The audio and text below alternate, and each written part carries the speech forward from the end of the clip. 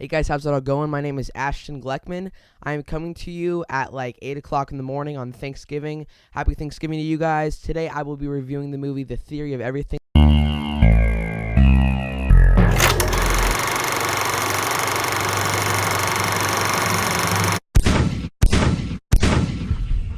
So the reason why I just had to get to this movie right away is because I didn't want to sort of lose the vibe of the film.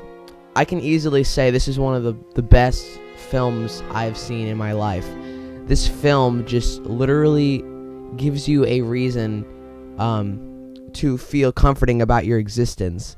Like, it just makes you feel so insignificant, and it really just makes you cherish life as it is. And the message from this movie is just so incredible that it'll just leave you breathless by the time you're done watching this movie. So this movie, of course, stars Eddie Redmayne as Stephen Hawking. Oh my freaking god. Eddie Redmayne did a unbelievable job at his part.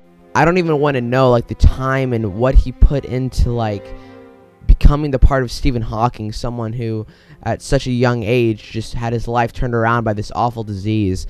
And Eddie Redmayne did an unbelievable job representing Stephen Hawking and really doing justice to how the ALS disease sort of started from not being too bad to, like, you know, losing your walking, to losing how you can write, to losing how you can speak, to losing how you can eat or breathe, you know. Yeah, and I think he just did an unbelievable job, and probably by the help of some of the crew and the choreographers and the vocal coaches. So that's an unbelievable. Felicity Jones played Jane Hawking. I thought that every act in this movie was incredible. I thought that they all gave you just a sincere vibe and a sincere feel for that time period. And this was only back in the 60s that this movie took place, but it gives you such a sincere feeling of how that family was feeling during this, and like how everybody was trying to adapt to how he's living and about how it was getting in the way. And that's when Jonathan, the choir person, stepped into the family, the Hawking family, and started helping out. But then, the wife, Jane, realizes that she sort of has a little, some feelings for John, and he has some feelings for her, and stuff starts going down.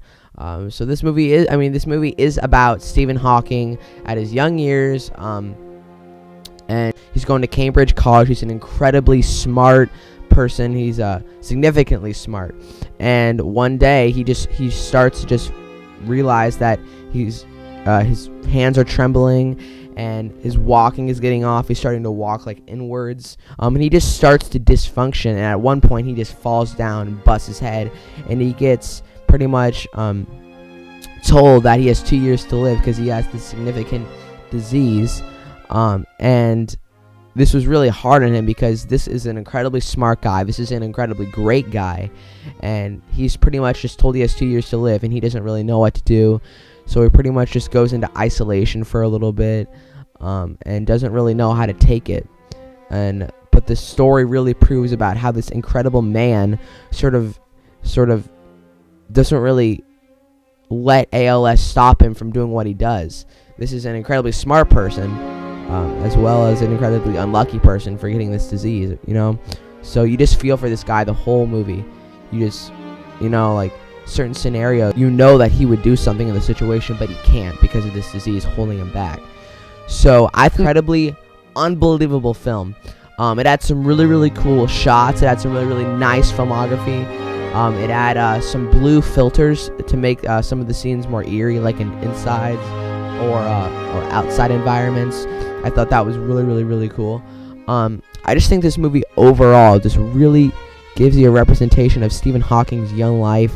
It gives you a representation of how you should cherish your life, cherish your family, and take everything as it comes. And that no matter what sort of brings you down in a situation, there's always a way to look in the good of things and see an outcome. So incredible movie. Because this movie is so game-changing in, drama, and I think I'm going to give this movie a 10 out of 10. I really would love if you guys would leave what you guys think of this movie in the comments, what you guys would have wanted to see in this movie, what you guys didn't see. Please subscribe, like. Thank you guys so much for watching. My name is Ashton Gleckman, and this was Flickin Reviews Weekly, the theory of everything. I'll see you guys later.